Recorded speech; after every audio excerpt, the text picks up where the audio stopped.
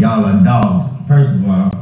But listen, I remember when I was younger, and I was a part of a group called the Hot Boys. That group consisted of Juvenile, BG, Turk, with the likes of people like the Birdman, Manny Fresh, people like that. And so I remember we would have studio. Studio would start at like 8 p.m., 9 p.m. And it'd be throughout the week, every day of the week. I would be just coming from school, because I was like 12 years old. So I would get dropped off at the office and stuff right after school. And so when we get to the studio, everybody would talk about their days and what they went through and, you know, and what's going on. I knew I couldn't talk about my 12-year-old days. I couldn't talk about what I had going on at lunch and what girl didn't speak to me and what girl did. I couldn't talk about that. So what I knew I had to do was impress them. I had to impress them.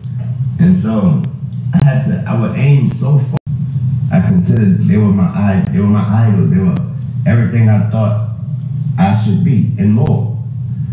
So I had to impress them on the biggest stage that mattered the most. So it wasn't in a conversation that we would have when we all get together.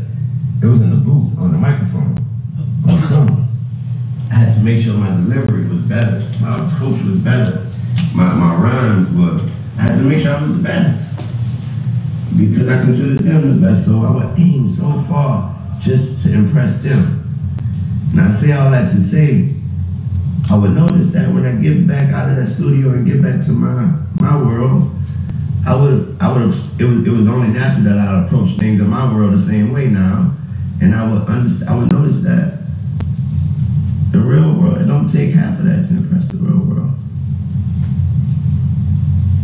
It just takes all of that to be great.